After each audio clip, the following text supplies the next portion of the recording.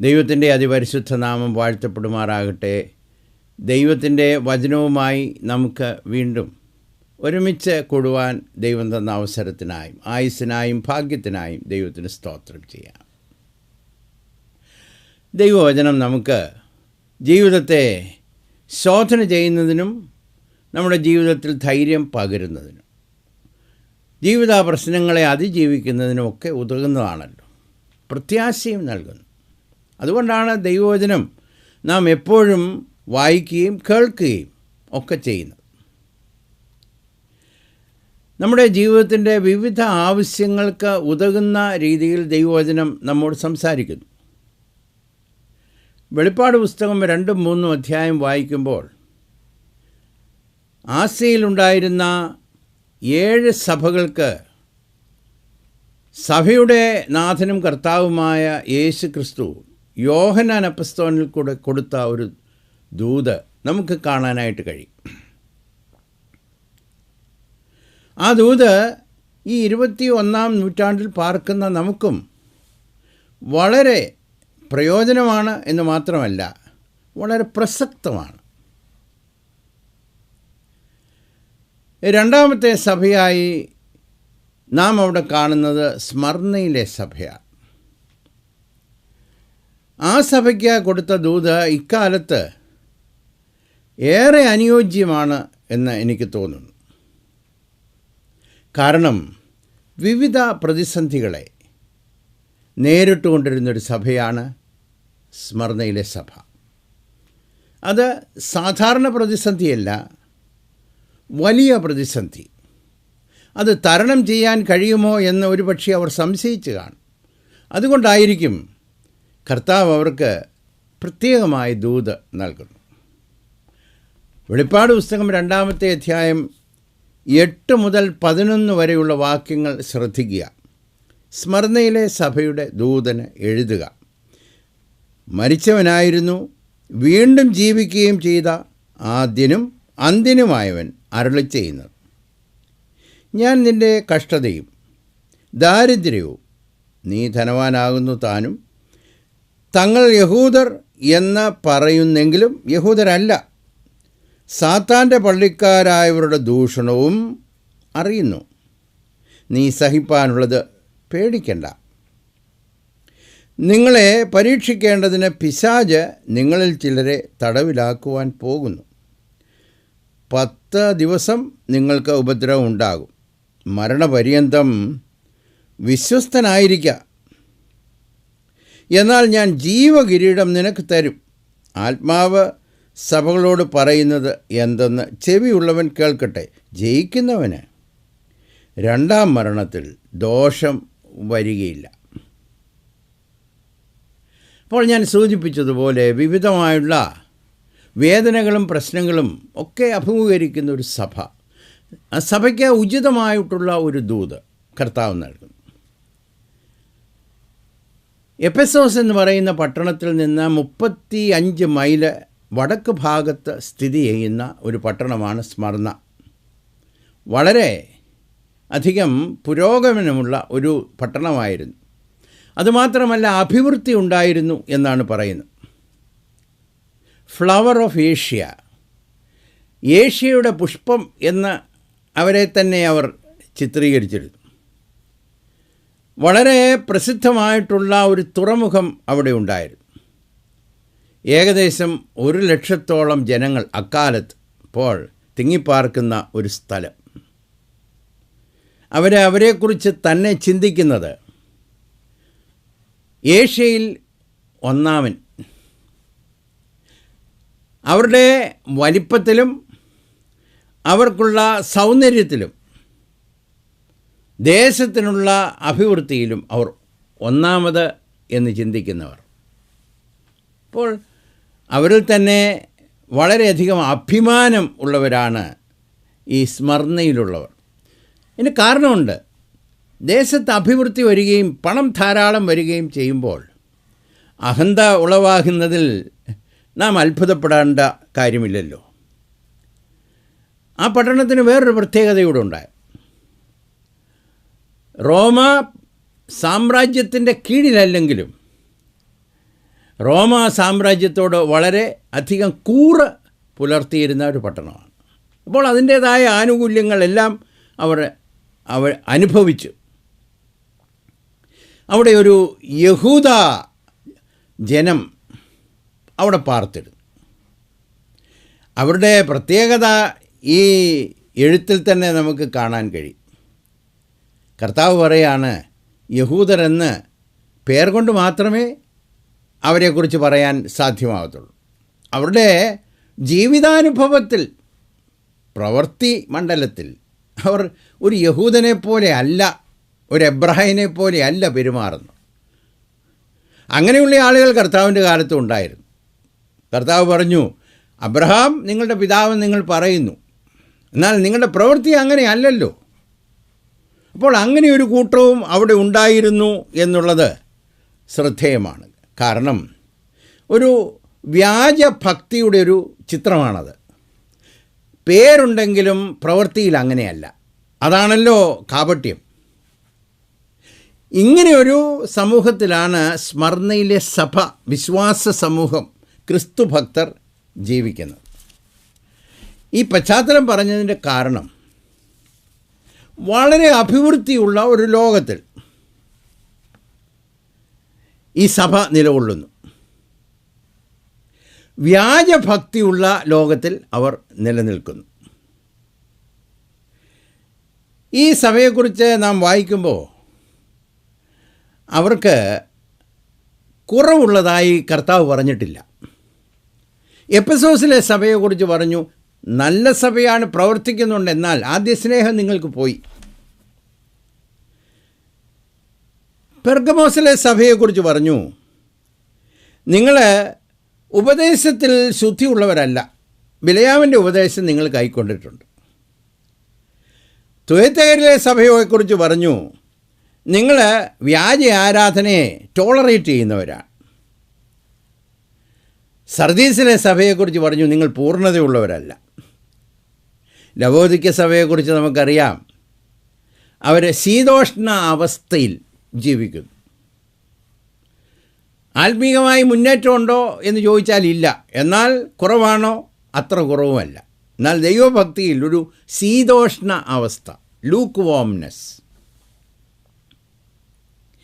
ഇങ്ങനെയുള്ള സഭകളുടെ നടുവിലാണ് സ്മർന്നയിലെ സഭ. അവർ വളരെ ആത്മീകമായി പുരോഗമിച്ചവരും ആത്മീക അനുഭവത്തിൽ നിൽക്കുന്നവരുമാണ് എന്ന് നമുക്ക് ചിന്തിക്കാം. കാരണം അല്ലെങ്കിൽ ഒരു കുറവെങ്കിലും ഉണ്ടായിരുന്നെങ്കിൽ കർത്താവ് ചൂണ്ടിക്കാണിച്ചേനെ. എഫെസോസിലെ സഭയ്ക്ക് ഒരു കുറവേ ഉള്ളായിരുന്നു, അത് കർത്താവ് ചൂണ്ടിക്കാണിച്ചു. അപ്പോൾ ഈ അഭിവൃദ്ധിയുള്ളൊരു പട്ടണത്തിൽ, പരിഷ്കാരമുള്ളൊരു പട്ടണത്തിൽ, സമ്പത്ത് അധികം വർദ്ധിച്ചിരിക്കുന്ന ഒരു പട്ടണത്തിൽ, വ്യാജഭക്തന്മാരുടെ നടുവിൽ ഒരു ക്രിസ്തു സഭ, അവർക്ക് വലിയ പീഡനമുണ്ടായതായി നാം ഇവിടെ വായിക്കുന്നു.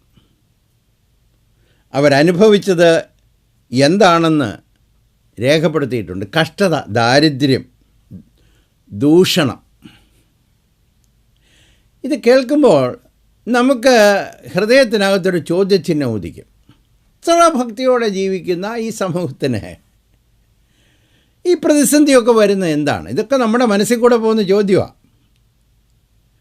മറ്റു വിശ്വാസികൾ ഇത്രയും ദൈവഭക്തിയിൽ ജീവിക്കാതിരുന്നിട്ടും ഞങ്ങൾക്കുള്ളത് അവർക്ക് വരുന്നില്ല.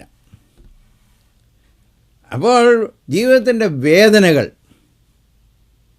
ജീവിതത്തിൽ ദാരിദ്ര്യം, മറ്റുള്ളവരുടെ ദൂഷണം ഏറ്റു ജീവിക്കുന്ന ഒരു ചെറിയ സമൂഹം. അതിൽ അതിശയിക്കേണ്ട കാര്യമില്ല. കാരണം അഭിവൃദ്ധിയുള്ള ലോകത്തിന് ദൈവസഭ എന്നും പരിഹാസ വിഷയമാണ്. വ്യാജഭക്തന്മാർക്ക് ദൈവഭക്തി ഉള്ള ജനത്തെ കാണുമ്പോൾ അതൊരു ചെറിയ മുള്ളാണ് അവരുടെ ജീവിതത്തിൽ.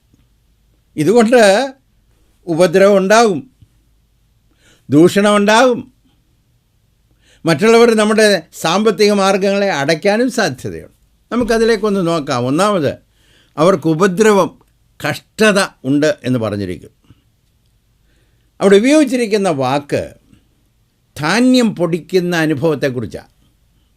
ധാന്യം പൊടിക്കുമ്പോൾ നന്നായി അതിൻ്റെ എല്ലാ ഭാഗങ്ങളും അങ്ങ് ഉട്ടയ്ക്കുമല്ലോ. അപ്പോൾ ഈ സഭ പോകുന്ന അങ്ങനെ ഒരു പ്രതിസന്ധിയിൽ കൂടിയാണ്. വിശ്വാസികൾക്കൊക്കെ അതിനോട് ഏകീഭവിക്കാൻ ഒരു പ്രയാസവുമില്ല. ചിലപ്പോൾ ജീവിതത്തിൽ 4 വശത്ത് നിന്നും പ്രയാസങ്ങൾ വന്ന് നമ്മെ അങ്ങ് ഞെരുക്കുകയാണ്. അങ്ങനെയുള്ള അനുഭവത്തിൽ കൂടെ പോകുന്നു. ഒരു പക്ഷേ അവർക്ക് ഉപദ്രവം ശാരീരികമായി തന്നെ ഉണ്ടാകുന്നുണ്ടായിരിക്കും, വൈകാരികമായി.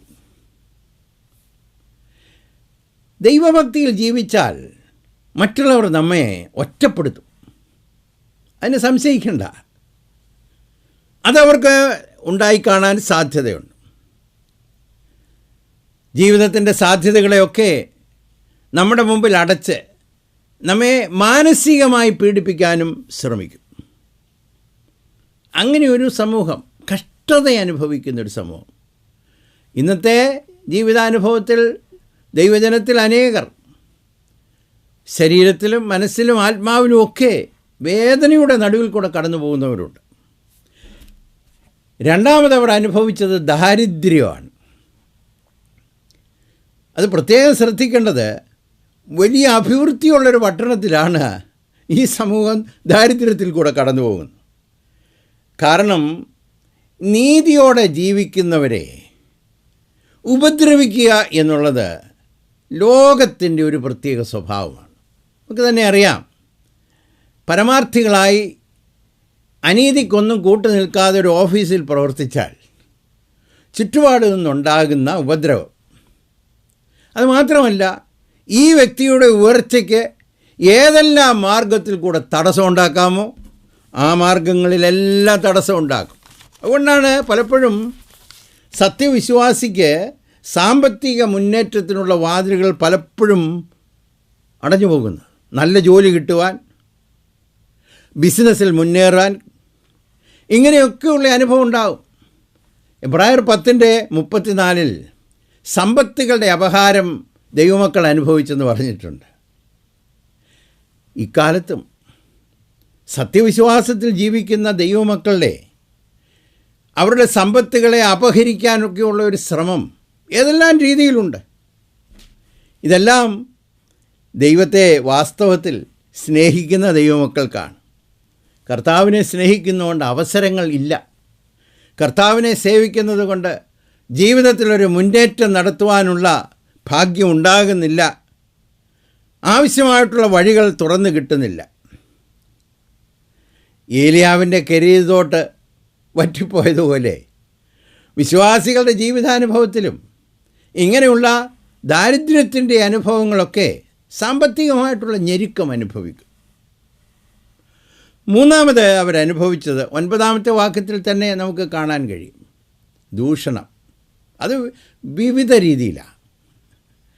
ദൈവമക്കൾക്ക് വെച്ചിരിക്കുന്ന ഒരു പദവിയാണെന്ന് തന്നെ പറയണം ഈ ദൂഷണം കേൾക്കുക. അത് കർത്താവിൻ്റെ കാലം മുതൽ ഉണ്ട്. കർത്താവിൻ്റെ കാലം മാത്രമല്ല, പഴയ നിയമത്തിൽ നോക്കിയാലും ദൈവഭക്തന്മാർ അങ്ങനെ കേട്ടിട്ടുണ്ട് എന്ന് നമുക്കറിയാം. ഒന്നാമത് കേൾക്കുന്നതാണ് വിമർശനം. അത് കാരണങ്ങളില്ലാതെ വിമർശിക്കുക. കർത്താവ് അതിന് നമുക്കൊരു മുന്നറിയിപ്പൊക്കെ തന്നു. നിങ്ങളെക്കുറിച്ച് എല്ലാ തിന്മയും കളവായി പറയുമ്പോൾ, ഉള്ളത് പറഞ്ഞാൽ സാരമില്ല, കളവായി പറയുമ്പോൾ ഇത് അനുഭവിക്കുന്ന ആയിരക്കണക്കിന് വിശ്വാസികളുണ്ട്. അത് സ്വന്തം ഭവനത്തിൽ നിന്ന് കേൾക്കുന്നവരുണ്ട്, സ്വന്തം സഹോദരന്മാരിൽ നിന്ന് കേൾക്കുന്നവരുണ്ട്. ജീവിതത്തിൻ്റെ വേദനയുടെ അനുഭവം, ചുറ്റുപാടുകളിൽ നിന്ന് വിവിധമായിട്ടുള്ള വിമർശനം. ഇക്കാലത്ത് എത്രയധികം ഇന്നത്തെ മീഡിയയിൽ കൂടിയൊക്കെ വിശ്വാസ ലോകത്തെ തകർക്കുവാനുള്ള വിമർശനമാണ് പോകുന്നത്. 2, ശകാരിക്കുക, ശകാരം കേൾക്കുക. 1 പത്രോസ് 2:23 പറഞ്ഞു, വിശ്വാസികൾക്ക് ഉണ്ടാകുന്നൊരു അനുഭവമാണ്. സ്തേഫാനോസിനെ കല്ലെറിയുന്ന സമയത്ത് പല്ല് കടിച്ചുകൊണ്ടാണ് അവർ അടുത്ത് ചെന്നത്. ശകാരത്തിൻ്റെ വാക്കുകളും. അതുമാത്രമല്ല, പരിഹസിക്കുക. ജീവിതത്തിൽ എന്തെല്ലാം അനുഭവങ്ങൾ ഒരു വിശ്വാസിക്കുണ്ടാകുന്നു. അതിൽ വേദന ഉണ്ടാക്കുന്ന ഒരു അനുഭവമാണ് ലോകം, സഹോദരങ്ങൾ നമ്മെ പരിഹസിക്കുമ്പോൾ. So it comes from outside and from inside. പരിഹസിക്കുന്നൊരു ലോകം. അതുകൊണ്ടാണ് ഈ പരിഹാസം ചൊല്ലി ശത്രു നേർക്ക് വരുമ്പോൾ എന്നൊരു പാട്ടുകാരൻ പാടിയിട്ടുണ്ട്. ലോകത്തിൻ്റെ നിന്ദകൾ ഏൽക്കുമ്പോൾ ഇങ്ങനെയുള്ള അനുഭവത്തിൽ കൂടെ നാം കടന്നു പോകും. നമ്മുടെ ഉദ്ദേശശുദ്ധിയെ ചോദ്യം ചെയ്യും. നമ്മുടെ സ്വഭാവത്തെ നശിപ്പിക്കാൻ, അല്ലെങ്കിൽ ക്യാരക്ടറിനെ അങ്ങ് അസാസിനേറ്റ് ചെയ്യാൻ, നമ്മുടെ സ്വഭാവം മറ്റുള്ളവരുടെ മുമ്പിൽ തകർത്ത് കളയാൻ, നമ്മുടെ ലോകത്തിൻ്റെ മുമ്പിലുള്ള സാക്ഷ്യത്തെ തകർത്ത് കളയാൻ ഒക്കെ ശ്രമിക്കും. ലോകത്തിൻ്റെ ഒരു ടാർഗറ്റാണ് ദൈവമക്കൾ. നെഹമ്യാവിൻ്റെ കാലത്ത് തുടങ്ങി നമുക്കത് കാണാനായിട്ട് കഴിയും. കാരണം ലോകം ഇല്ലായ്മയെ കാണുന്നത് ഒരു പരിഹാസ വിഷയമായിട്ടാണ്. കാരണം സമൃദ്ധിയാണ് അവർക്ക് നല്ല മാതൃക. അപ്പോൾ വിശ്വാസ ലോകത്തിൽ ചിലപ്പോൾ ദൈവം അങ്ങനെയൊരു അനുഭവത്തിൽ കൂടെയൊക്കെ അയക്കുമ്പോൾ പരിഹസിക്കുന്ന ഒരു ലോകം. കംഫർട്ടബിൾ സൊസൈറ്റിയാണ് അവർക്കിഷ്ടം. എന്നാൽ പലപ്പോഴും വിശ്വാസികൾ അൺകംഫർട്ടബിൾ സിറ്റുവേഷനിൽ കൂടിയൊക്കെ കടന്നു പോകുന്നു. ഇങ്ങനെയൊരു സമൂഹത്തിന് ദൂഷണം കേൾക്കുകയും ഉപദ്രവം അനുഭവിക്കുകയും അതുമാത്രമല്ല ദാരിദ്ര്യം അനുഭവിക്കുകയും ചെയ്യുന്ന ഒരു സമൂഹം, വിവിധ കഷ്ടങ്ങൾ എന്ന് നാം ചിന്തിച്ചാൽ മതി. കർത്താവിനൊരു ദൂതുണ്ട്. 7 നിലവിളക്കുകളുടെ നടുവിൽ കൂടെ നടക്കുന്നവനായ ശ്രേഷ്ഠ മഹാപുരോഹിതനായ ക്രിസ്തു സഭയ്ക്കൊരു ദൂത് കൊടുക്കും. 7 സഭയ്ക്ക് ദൂത് കൊടുക്കുന്ന കൂട്ടത്തിൽ വേദന അനുഭവിക്കുന്ന ഈ സഭയ്ക്ക് ഒരു ദൂത് കൊടുക്കുന്നു. അത് എൻ്റെ സാരാംശം ഞാനൊന്ന് പറഞ്ഞുകൊള്ളട്ടെ. ഒന്നാമത് അവരോട് പറഞ്ഞു, നിങ്ങൾ പേടിക്കണ്ട. രണ്ടാമത് അവരോട് പറഞ്ഞു, മരണപര്യന്തം വിശ്വസ്തരായിരിക്കണം. മൂന്നാമത് അവരോട് പറഞ്ഞു, നിങ്ങൾ ജയിക്കണം. നാലാമത് അതിനകത്തുള്ളൊരു ധ്വനിയുണ്ട്, നിങ്ങൾ മടുത്തു പോകണ്ട, ധൈര്യമായിരിക്കണം, ബി എൻകറേജ്ഡ്, ഉത്സാഹമുള്ളവരായിരിക്കണം. നമുക്ക് ഓരോന്നായി വേഗത്തിലൊന്ന് നോക്കാം. ഒന്നാമത് അവരോട് പറഞ്ഞു, പേടിക്കണ്ട. ഭയപ്പെടുത്തുന്നൊരു സാഹചര്യമല്ലേ? 4 വശത്തു നിന്നും ഉപദ്രവം വരുമ്പോൾ ഭയം വരുന്നതിൽ അതിശയിക്കണോ? ഭയം വന്നാൽ നമ്മുടെ വിശ്വാസ ജീവിതത്തിൽ തകർച്ചയുണ്ടാകാൻ സാധ്യതയുണ്ട്. ഏലിയാവെന്ന് പറയുന്ന വലിയ പ്രവാചകൻ ഭയം നിമിത്തം ഓടിപ്പോയി. He Rann away. വിശ്വാസ വീരനല്ലേ? ഒരു വിധത്തിൽ പറഞ്ഞാൽ വിശ്വാസികളുടെ പിതാവാണ് അബ്രഹാം. എങ്കിലും താൻ ഭയപ്പെട്ട സമയത്ത് താനൊരു വ്യാജം പറഞ്ഞു. കാരണം തൻ്റെയും തൻ്റെ ഭാര്യയുടെയും ജീവൻ രക്ഷിക്കാൻ വേണ്ടിയിട്ടാണ് പറഞ്ഞത്. ഭയം കൊണ്ടാണ്. വിശ്വാസികളെയൊക്കെ ഒന്ന് നോക്കുമ്പോൾ ഇത് അവരെ ബാധിക്കുന്നതായി നമുക്ക് കാണാനായിട്ട് കഴിയും. ഞാനും നിങ്ങളും മനുഷ്യരാണല്ലോ. ശിഷ്യന്മാരെ ഒന്ന് നോക്കിക്കാട്ടെ. അവർ ഭയപ്പെട്ട് ഓടിപ്പോയെന്നാണ് പറയുന്നത്. കർത്താവിനെ ഇട്ടിട്ട് പോയി, പുറകോട്ട് പോയി, പിന്മാറ്റത്തിലേക്ക് പോയി. അപ്പോൾ ഭയം നമ്മുടെ ജീവിതത്തിൽ പലപ്പോഴും പരാജയം കൊണ്ടുവരാൻ സാധ്യതയുണ്ട്. അതുകൊണ്ട് ഈ ദൂതിന് വലിയ പ്രസക്തിയാണ്. ഇന്ന് ഒരുപക്ഷേ ജീവിതത്തിൻ്റെ വിവിധ വേദനകളിൽ കൂടെ കടന്നു പോകുന്ന ഈ പറഞ്ഞ 3 കാര്യങ്ങളല്ലായിരിക്കും, ഇതുകൂടാതെയുള്ള കാര്യങ്ങളിൽ കൂടെ കടന്നു പോകുന്നവർ ഇന്ന് ദൈവവചനം കേൾക്കുന്നുണ്ടായിരിക്കും. God is telling you, fear not. ഭയപ്പെടണ്ട. ഈ കർത്താവ് ഭയപ്പെടണ്ട എന്ന് പറയുമ്പോൾ അതിന് പിന്നിൽ ചില കാര്യങ്ങൾ ഉദ്ധരിച്ചുകൊണ്ടാണ് പറയുന്നത്. പേടിക്കണ്ട എന്ന് വെറുതെ പറയുകയല്ല. നമ്മൾ ആ വേദഭാഗം ശ്രദ്ധിക്കുമ്പോൾ അത് കാണാൻ കഴിയും. ആരാണിത് പറയുന്നതെന്ന് നോക്കിക്കാട്ടെ. ഇവിടെ പറഞ്ഞിരിക്കുന്നത് മരിച്ചവനായിരുന്നു വീണ്ടും ജീവിക്കുകയും ചെയ്ത ആദ്യനും അന്ത്യനുമായവൻ അരുളി ചെയ്യുന്നു. അപ്പോൾ ഒന്നാമത് നമ്മളവിടെ കാണുന്ന ഇത് ആരാ പേടിക്കേണ്ടെന്ന് പറയുന്നത്? മരിച്ചവനായിരുന്നു, എന്നാൽ ഇപ്പോൾ ജീവിക്കുന്നവൻ, ഉയർത്തെഴുന്നേറ്റവൻ.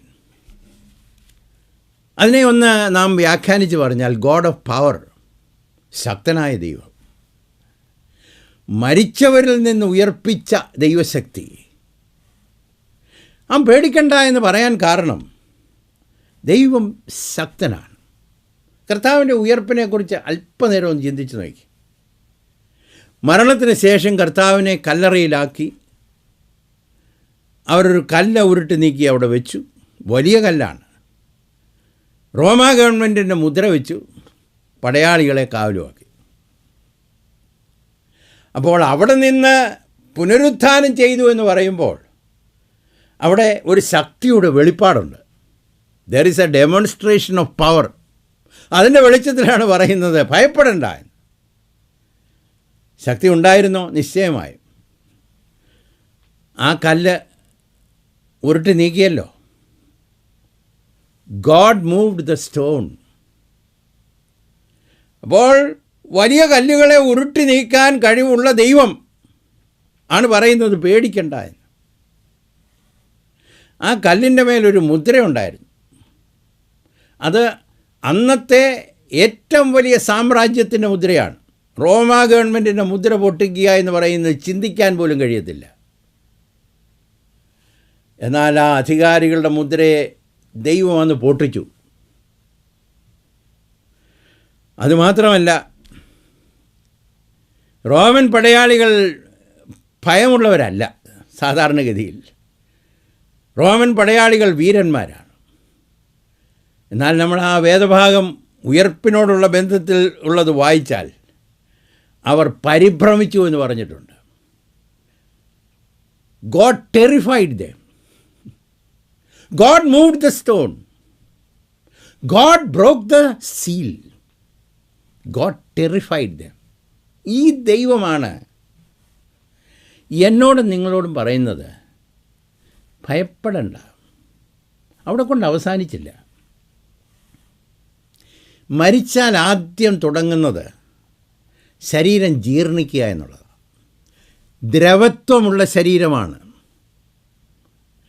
എന്നാൽ ആ ദിവസം നമുക്കൊരു ദൂത് ലഭിച്ചു. ദ്രവത്വത്തെ പിടിച്ചു നിർത്തിയവനാണ് ദൈവം. ആ ശക്തി കല്ലുരുട്ടി നീക്കിയതിലും മുദ്ര പൊട്ടിച്ചതിലും പടയാളികളെ പരിഭ്രമിപ്പിച്ചതിലും വലുതാണ്. മരണം കഴിഞ്ഞുള്ള ശരീരത്തിന് ദ്രവത്വം വരാതെ തൻ്റെ പരിശുദ്ധനെ ദ്രവത്വം കാണുവാൻ അനുവദിക്കാത്ത ദൈവം, അത് ദൈവവചന ഭാഷയാണ്.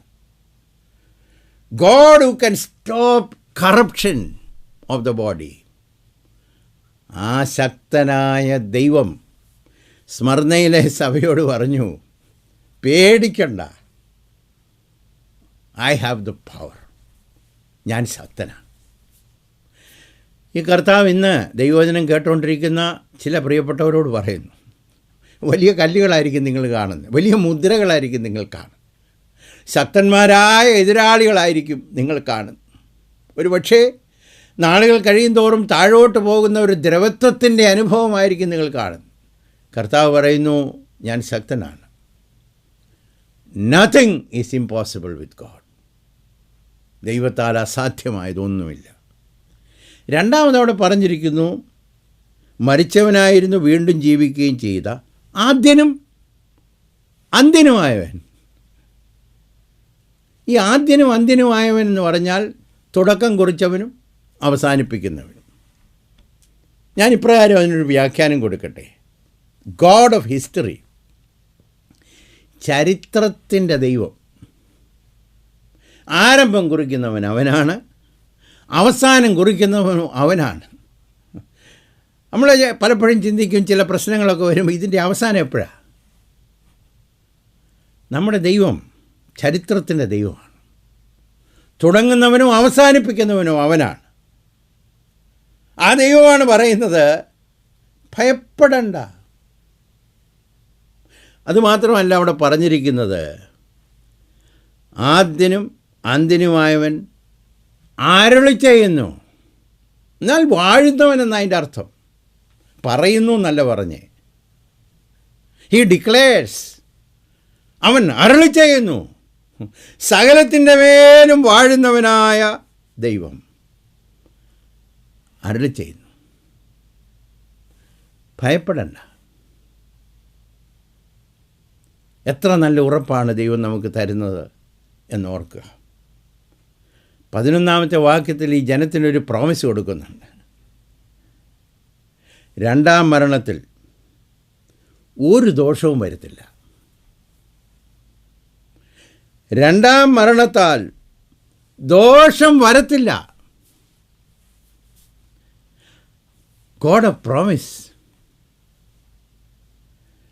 അപ്പോൾ ജീവിതത്തിൻ്റെ വിവിധ വേദനകളിൽ കൂടെ പോകുന്ന സമൂഹത്തോട്, വിശ്വാസ സമൂഹത്തോട്, സ്മരണയിലെ സഭയോട് മാത്രമല്ല, ഇന്ന് ദൈവവചനം കേട്ടുകൊണ്ടിരിക്കുന്ന പ്രിയപ്പെട്ടവരോട് പറയുന്നു, നിങ്ങൾ ഭയപ്പെടേണ്ട, പേടിക്കണ്ട.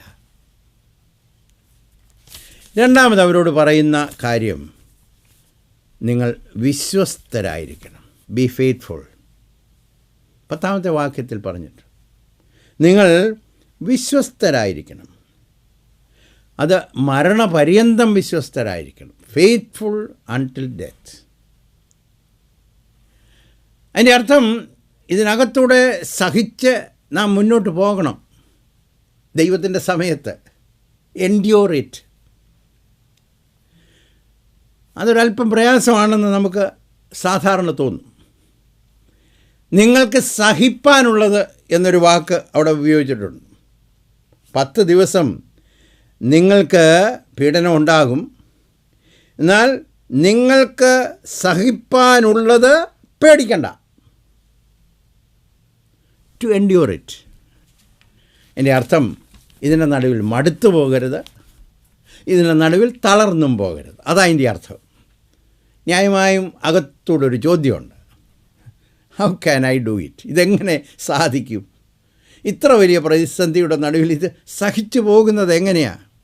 ചില കാര്യങ്ങൾ അറിഞ്ഞാൽ നമുക്ക് മുന്നോട്ട് പോകാൻ ദൈവം സഹായിക്കും. ഒന്ന്, ദൈവം സകലവും അറിയുന്നു. 9-ാമത്തെ വാക്യത്തിൽ പറഞ്ഞിരിക്കുന്നു, നിങ്ങൾക്കുള്ള കഷ്ടതയും നിങ്ങൾക്കുള്ള ദാരിദ്ര്യവും നിങ്ങൾ കേൾക്കുന്ന ദൂഷണവും ഞാൻ അറിയുന്നു. I know. ദൈവത്തിൻ്റെ കണ്ണ് നമ്മുടെ മേലുണ്ടെന്ന് മാത്രമല്ല, നമ്മുടെ ജീവിതത്തിൻ്റെ എല്ലാ അനുഭവങ്ങളും അവൻ അറിയുന്നു. അവൻ്റെ ദൃഷ്ടിയിൽ നിന്ന് ഒരു കാര്യവും മറവായിരിക്കുന്നില്ല എന്ന് മാത്രമല്ല, എൻ്റെയും നിങ്ങളുടെയും ജീവിതത്തിൽ ഉണ്ടാകുന്ന സകലതും അവൻ നന്നായി അറിയുന്നു. അപ്പോൾ ആളുകൾ ഉപദ്രവിക്കുമ്പോൾ കർത്താവിനറിയാം. മറ്റുള്ളവർ നമ്മുടെ അഭിവൃദ്ധിയുടെ വാതിലുകൾ അടയ്ക്കുമ്പോൾ ദൈവത്തിനറിയാം. നമ്മെക്കുറിച്ച് തിന്മയായിട്ടുള്ളത് കളവായി പറയുമ്പോൾ ഗോഡ് നോസ് ഇറ്റ്. മിസ്രൈമിലായിരുന്ന ജനത്തിൻ്റെ കഷ്ടതയെക്കുറിച്ച് മോശയോട് പറയുകയാണ്, അവരുടെ കഷ്ടത ഞാൻ കണ്ടു, അവരുടെ വേദന ഞാൻ അറിയുന്നു. അതുകൊണ്ട് എങ്ങനെ ഇതിനകത്തൂടെ പോവും?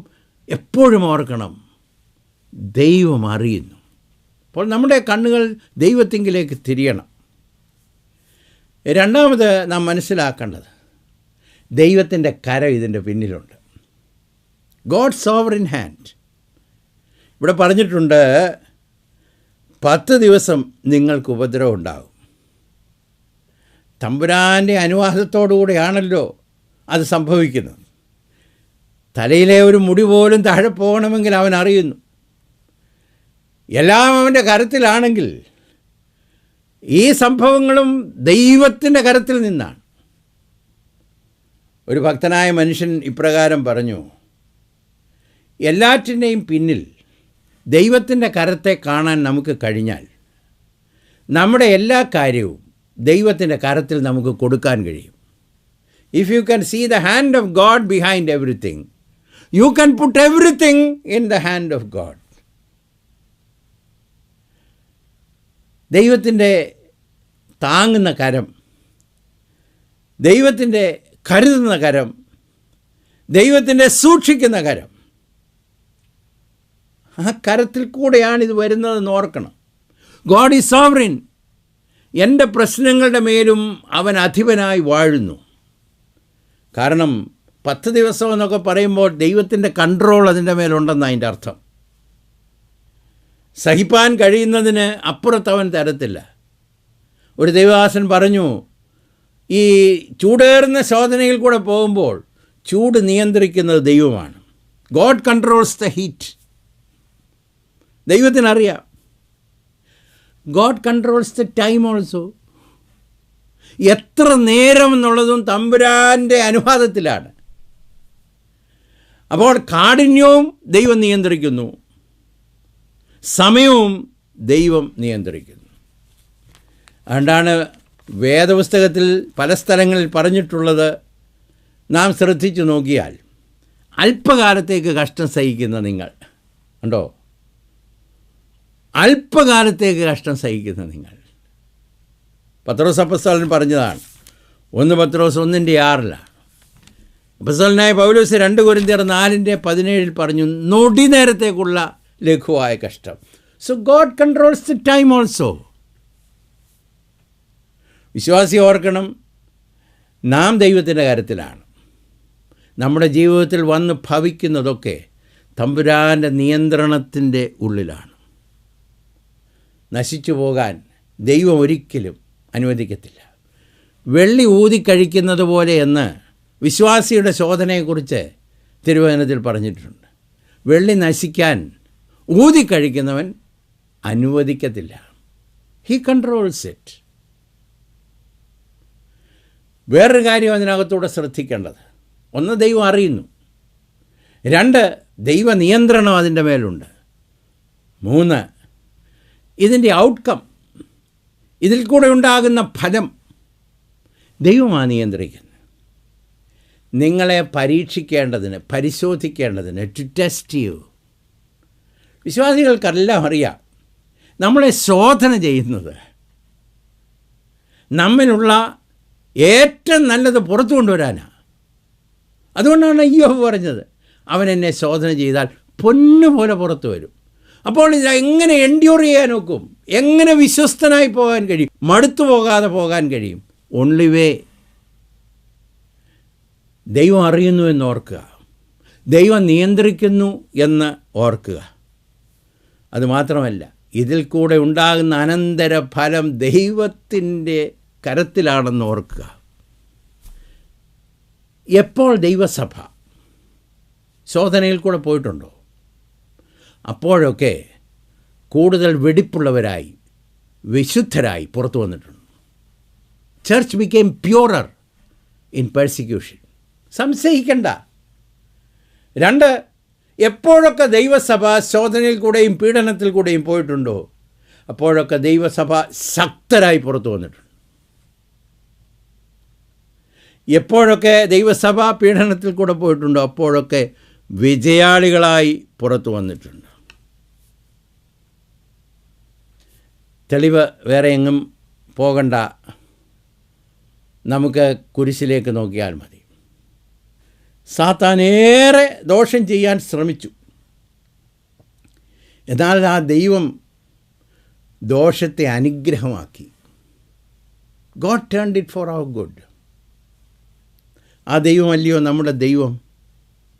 അതുകൊണ്ടാണ് സകലവും ഒരു വിശ്വാസിക്ക് നന്മയ്ക്കായി കൂടി വ്യാപരിക്കുന്നു എന്ന് നാം അറിയുന്നത്. എങ്ങനെ നമുക്ക് ഇതിനകത്തൂടെ കടന്നു പോകാൻ കഴിയും? Endure it. 2, endure it with patience. ദൈവത്തെ മഹത്വപ്പെടുത്തി ഇതിനകത്തൂടെ കടന്നു പോകാൻ കർത്താവ് നമുക്ക് കൃപ തരട്ടെ. ആവശ്യത്തിനുള്ള കൃപ കർത്താവ് അപ്പോൾ നമുക്ക് തരും. 3, വിജയാളികളാകണം, ജയിക്കണം. ഭയപ്പെടേണ്ട. ഇതിൽ കൂടെ കടന്നു പോകുമ്പോൾ നാം സഹിഷ്ണുതയോടെ ഇത് സഹിക്കണം. 3, ഇതിൽ കൂടെ വിജയാളികളായി പുറത്തു വരണം. 11-ാമത്തെ വാക്യം, ജയിക്കുന്നവന്, ടു ഹിം ദാറ്റ് ഓവർകംസ്. ദൈവമക്കളെ, ജീവിതത്തിൽ ശോധനകളൊക്കെ തരുമ്പോൾ ഓർക്കണം, ദൈവം ജയിക്കാൻ ഒരു അവസരം തരിക. God is giving you a chance to win. നമ്മുടെ മുമ്പിൽ വെല്ലുവിളി ഇല്ലെങ്കിൽ ജയിക്കാൻ അവസരമില്ലല്ലോ. അപ്പോൾ സ്മർണയുടെ സഭയുടെ മുമ്പിൽ ദൈവം വെല്ലുവിളി വെക്കുന്നത് സ്മർണയിലെ സഭയെ വിജയാളികളാക്കാനാണ്, ജയിക്കുന്നവരായി തീർക്കാൻ. 1 യോഹന്നാൻ 5:4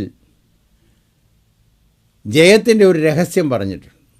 ദൈവത്തിൽ നിന്ന് ജനിച്ചവനൊക്കെ ലോകത്തെ ജയിക്കുന്നു. അപ്പോൾ ദൈവം ആ ജനനം നമുക്ക് തന്നിട്ടുണ്ടെങ്കിൽ, ഉയരത്തിൽ നിന്നുള്ള ആ മുദ്ര തന്നിട്ടുണ്ടെങ്കിൽ, ജയിക്കാനുള്ള കഴിവ് ദൈവം നമ്മുടെ ഉള്ളിൽ പാകിയിട്ടുണ്ട്. തൻ്റെ വചനത്താലും തൻ്റെ നാമത്താലും തൻ്റെ രക്തത്താലും ഈ ലോകത്തിൽ നമുക്ക് ഉണ്ടാകുന്ന എല്ലാ വെല്ലുവിളികളെയും നേരിടാൻ കർത്താവ് നമുക്ക് കൃപ തരും. വിജയാളികളായി തീരുന്നത് തിന്മയ്ക്ക് പകരം തിന്മ ചെയ്തല്ല. ഉപദ്രവം ഉണ്ടാകുമ്പോൾ തിരിച്ച് ഉപദ്രവിച്ച് ചെയ്യുകയല്ല. ദാരിദ്ര്യം ഉണ്ടാകുമ്പോൾ പ്രതികരിച്ച് വിദ്വേഷത്തോടെ മറുതലിച്ച് ജയിക്കുകയല്ല. ദൂഷണം പറയുമ്പോൾ തിരിച്ച് ദൂഷണം പറഞ്ഞ് ജയിക്കുകയല്ല.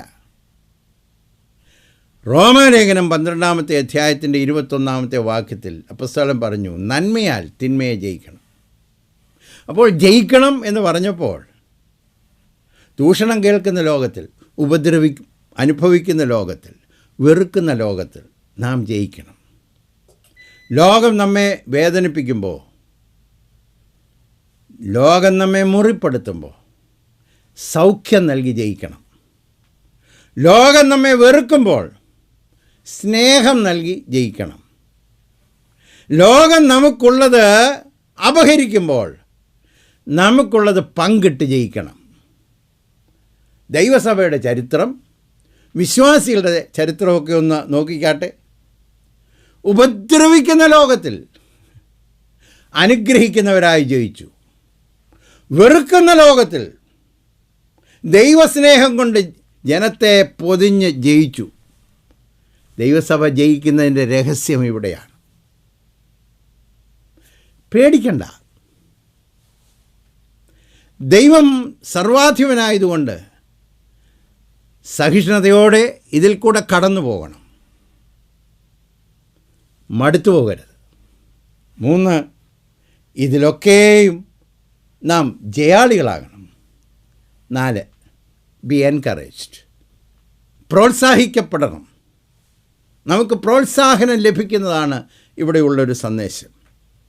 കാരണം കഷ്ടതകൾ നമ്മെ ഉറപ്പിക്കും, വിശ്വാസത്തിൽ നമ്മെ ഉറപ്പിക്കും.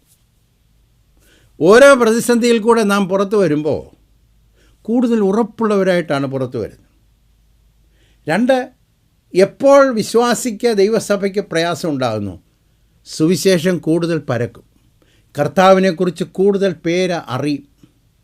3, എപ്പോൾ പ്രയാസവും പ്രതിസന്ധിയും ഉണ്ടാകുമോ അപ്പോഴൊക്കെ വിജയാളികളായി തീരാനുള്ള അവസരം ദൈവം ഒരുക്കും എന്ന് മാത്രമല്ല, ജയിക്കുന്നവന് ദൈവം പ്രതിഫലം കൊടുക്കും. God will reward you. Be encouraged. God will establish you. Gospel will spread further and God will reward you. മരണപര്യന്തം വിശ്വസ്തരായിരിക്കുക. സ്തേപ്പാനോസ് എന്ന് പറയുന്ന മനുഷ്യൻ, അനുഗ്രഹിക്കപ്പെട്ട ദൈവദാസൻ, പീഡനത്താൽ ഈ ലോകത്തോട് യാത്ര പറയുന്ന സമയത്ത് സ്വർഗത്തിലേക്ക് നോക്കിയപ്പോൾ മനുഷ്യപുത്രൻ പിതാവിൻ്റെ വലത്ത് ഭാഗത്ത് എഴുന്നേറ്റ് നിൽക്കുന്നത് അവൻ കണ്ടു. സ്വർഗത്തിലെ ദൈവം ആവശ്യമായിട്ടുള്ള പ്രതിഫലം അവിടെ കൊടുത്തു എന്നാണ് എൻ്റെ വിശ്വാസം. ജയിക്കുന്ന ഏത് ഭക്തനും പ്രതിഫലം കൊടുക്കുന്ന ഒരു കർത്താവാണ്.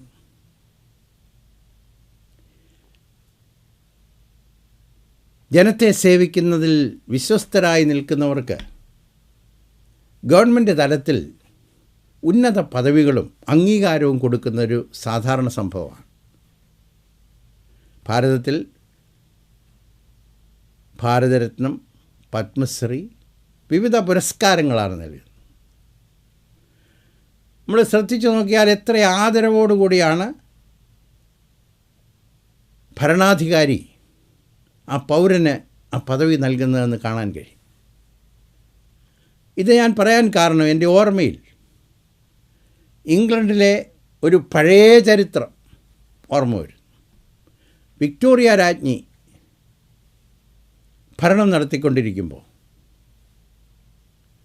യുദ്ധത്തിൽ തനിക്ക് വേണ്ടി പോരാടിയ യോദ്ധാക്കൾക്ക് പ്രതിഫലം കൊടുക്കുവാൻ, പുരസ്കാരങ്ങൾ നൽകുവാൻ തീരുമാനിച്ചു. വലിയ നേട്ടങ്ങൾ ഉണ്ടാക്കിയ വ്യക്തികളുടെ പേര് വിളിക്കുകയും അവർ വരികയും അവരുടെ ഷർട്ടിൽ, യൂണിഫോമിൽ ഇംഗ്ലണ്ടിൻ്റെ ഒരു മെഡൽ കുത്തുകയും ചെയ്യും. എന്നാൽ അന്ന് വിളിച്ച കൂട്ടത്തിൽ ഒരു പടയാളി വന്നത് നടന്നല്ല, വീൽ ചെയറിലുമല്ല, ഒരു സ്ട്രെച്ചറിലാണ്. കാരണം 2 കാലുമില്ല, ഒരു കൈയുമില്ല, നടക്കാൻ കഴിവില്ല, എഴുന്നേറ്റിരിക്കാൻ കഴിവില്ല. യുദ്ധത്തിൽ മുറിവേറ്റതിനാൽ ഉണ്ടായ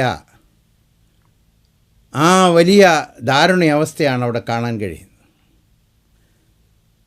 ആ പടയാളി രാജ്ഞിയുടെ മുമ്പിൽ വന്ന് ആ സ്ട്രെച്ചറിൽ കിടന്നു. ബ്രിട്ടീഷ് രാജകുടുംബത്തിന് ചില പ്രോട്ടോക്കോളൊക്കെ ഉണ്ട്. വികാരഭരിതരാകാൻ അവർക്ക് അനുവാദമില്ല. അവരൊരു മെഡൽ കുത്തുമ്പോൾ മെഡൽ കുത്തി സല്യൂട്ട് സ്വീകരിക്കുക എന്ന് മാത്രം. എന്നാൽ അന്ന് ഈ സ്ട്രെച്ചറിൽ വന്ന പടയാളിയെ ആദരിക്കുവാൻ തീരുമാനിച്ചപ്പോൾ രാജ്ഞി വികാരഭരിതയായി. തനിക്ക് വേണ്ടി, തൻ്റെ രാജ്യത്തിനു വേണ്ടി തൻ്റെ ജീവിതവും ഭാവിയും എല്ലാം നഷ്ടപ്പെടുത്തിയ ഒരു ചെറുപ്പക്കാരൻ. ആ മുഖത്തേക്ക് ആ സ്ത്രീ ഒന്ന് നോക്കി. തൻ്റെ നിയന്ത്രണം വിട്ടു. താൻ ആ പടയാളിയുടെ നെറുകയിൽ ഒരു സ്നേഹ ചുംബനം നൽകി. പിന്നീടാണ് തൻ്റെ കയ്യിലിരുന്ന മെഡൽ ആ പടയാളിയുടെ യൂണിഫോമിൽ അറ്റാച്ച് ചെയ്തു. അത് ഞാൻ ഓർക്കുമ്പോൾ സർവശക്തനായ ദൈവം തൻ്റെ ഭക്തന്മാർക്ക് കൊടുക്കുന്ന പ്രതിഫലത്തെക്കുറിച്ച് ഞാൻ ചിന്തിക്കും. ഈ ലോകത്തിൽ പഴികളും ദുഷികളും വേദനകളും സങ്കടങ്ങളും, കർത്താവിൻ്റെ നാമനിമിത്തം ഉപദ്രവവും അനുഭവിക്കുന്നൊരു കൂട്ടമുണ്ട്. ഒരു ദിവസം വിശ്വസ്തരായി ജീവിച്ച് വലിയ രാജാവിൻ്റെ മുമ്പിൽ പ്രത്യക്ഷപ്പെടും. അന്ന് അവൻ നമുക്ക് പ്രതിഫലം തരും. Be encouraged. God will establish you. നമ്മുടെ ജീവിതത്തിലുണ്ടാകുന്ന കഷ്ടങ്ങൾ നിമിത്തം സുവിശേഷം കൂടുതൽ പരക്കും. അതുമാത്രമല്ല, ഒരു ദിവസം അവൻ നമുക്ക് പ്രതിഫലം തരും. സ്മർണയിലെ സഭയോട് ദൂത് ഇപ്രകാരമാണ്: പേടിക്കണ്ട, മരണത്തെ ജയിച്ചവൻ, എല്ലാം സാധ്യമാക്കുന്നവൻ നമ്മുടെ കൂടെയുണ്ട്. ചരിത്രത്തിൻ്റെ ദൈവം നമ്മുടെ കൂടെയുണ്ട്. ഇതിനകത്തൂടെ കടന്നു പോകണം. മടുത്തു പോകല്ലേ, ക്ഷീണിച്ചു പോകല്ലേ. He sovereign. സകലവും അവൻ നിയന്ത്രിക്കുന്നു. സമയം അവൻ്റെ കയ്യിലാണ്. ശോധനയുടെ കാഠിന്യവും അവൻ്റെ കയ്യിലാണ്. മൂന്നാമത്, ഇത് നമുക്കൊരു നല്ല അവസരമാണ് വിജയാളിയായി തീരാൻ. Come out victoriously. അതിനുള്ള കൃപ ദൈവം തന്നിട്ടുണ്ട്. നാലാമതായി, നാം പ്രോത്സാഹിക്കപ്പെടണം. കാരണം നമ്മെ ആദരിക്കുന്നൊരു ദൈവമുണ്ട്. നമ്മുടെ ജീവിതത്തിൻ്റെ വേദനകളെ തൻ്റെ മഹത്വത്തിന് വേണ്ടി ഉപയോഗിക്കുന്നൊരു ദൈവമുണ്ട്. ദൈവരാജ്യത്തിൻ്റെ അഭിവൃദ്ധി നമ്മുടെ ജീവിതത്തിൻ്റെ കഷ്ടങ്ങളിൽ കൂടെ നേടിയെടുക്കുന്നൊരു ദൈവമുണ്ട്. അതുകൊണ്ട് സ്മരണയിലെ സഭയോട് പറയുന്നു, പേടിക്കണ്ട, മരണപര്യന്തം വിശ്വസ്തനായിരിക്കുക, എന്നാൽ ജീവകിരീടം ഞാൻ നിനക്ക് തരും. ഇന്ന് ദൈവവചനം കേട്ടുകൊണ്ടിരിക്കുന്ന അനേക പ്രിയപ്പെട്ടവർ ചുറ്റുപാടുമുള്ള ലോകത്തിലേക്ക് നോക്കുമ്പോൾ അവരുടെ ഹൃദയത്തിൽ കൂടെ ചോദ്യങ്ങൾ പലതു പോകുന്നു. ദൈവത്തെ സ്നേഹിച്ച് ജീവിക്കുന്നു, ദൈവിക പ്രമാണം അനുസരിച്ച് ജീവിക്കുന്നു, ലോകത്തിൻ്റെ വഴികളിൽ നിന്ന് വിട്ട് വേർപെട്ട് ജീവിക്കുന്നു. എൻ്റെ ജീവിതത്തിൽ ഞാൻ അനുഭവിക്കുന്ന പ്രയാസങ്ങൾ, വേദനകൾ. സ്മരണയിലെ സഭയോടുള്ള ദൂത് നിങ്ങൾക്ക് വേണ്ടിയിട്ടുള്ളതാണ്. കർത്താവ് നിങ്ങളോട് പറയുന്നു, പേടിക്കണ്ട. ഇതിനകത്തൂടെ കൃപയോടുകൂടെ സഹിഷ്ണുതയോടെ കടന്നു പോവുക, വിജയാളികളായി പുറത്തു വരിക. ജീവൻ്റെ കിരീടം തരുന്നൊരു കർത്താവ് നമുക്ക് വേണ്ടി ജീവിക്കുന്നു. അതിനുവേണ്ടി ഒരുക്കത്തോടെ ജീവിപ്പാൻ ദൈവത്തിൻ്റെ പരിശുദ്ധാത്മാവ് നമ്മെ സഹായിക്കട്ടെ. പ്രാർത്ഥിക്കാം. കർത്താവേ, ഈ ലോകത്തിൽ ഞങ്ങൾക്ക് കഷ്ടങ്ങളുണ്ടെന്ന് പറഞ്ഞ നല്ല ദൈവമേ, എന്നാൽ ലോകത്തെ ജയിച്ച നാഥൻ ഞങ്ങളോട് കൂടെ ഉണ്ടെന്നും പറഞ്ഞ് ഉറപ്പിച്ച കർത്താവേ, സ്മരണയിലെ സഭയോട് പറഞ്ഞ ദൂത് ഞങ്ങൾ കേട്ടു. ഇന്ന് കർത്താവേ, വലിയ പ്രതിസന്ധിയിൽ കൂടെ കടന്നു പോകുന്ന ആരെങ്കിലും ദൈവവചനം കേൾക്കുന്നെങ്കിൽ നീ അവരെ ഉറപ്പിക്കണേ കർത്താവേ. പേടിക്കണ്ട എന്ന് പറയുന്ന ശബ്ദം അവരുടെ ചെവിയിൽ മുഴങ്ങുവാനിടയാകണേ. നിൻ്റെ വലിപ്പം കണ്ട് വിശ്രമിക്കാനുള്ള കൃപ നീ അവർക്ക് കൊടുക്കണമേ കർത്താവേ. ഈ അവസരങ്ങൾ ജയിക്കാനുള്ള അവസരമാണല്ലോ. ജയത്തോടെ പുറത്തു വരുവാൻ അങ്ങ് ഞങ്ങളെ സഹായിക്കണേ എന്ന് പ്രാർത്ഥിക്കുന്നു. ഈ സാഹചര്യത്തിൽ തകർന്നു പോകാനല്ല, വിജയാളികളായി പുറത്തു വന്ന് ഒരു ദിവസം നിൻ്റെ സന്നിധിയിൽ നിൽക്കുമ്പോൾ നല്ലവനും വിശ്വസ്തനുമായ ദാസനെ എന്ന് കേൾക്കുവാൻ ഞങ്ങളെ യോഗ്യരാക്കണം. ഇന്ന് കർത്താവേ, വചനം കേൾക്കുന്ന എല്ലാ പ്രിയപ്പെട്ടവരെയും ഈ വചനത്താൽ നീ ശക്തീകരിക്കണം. ക്രിസ്തു യേശുവിൻ്റെ നാമത്തിൽ തന്നെ. ആമേൻ.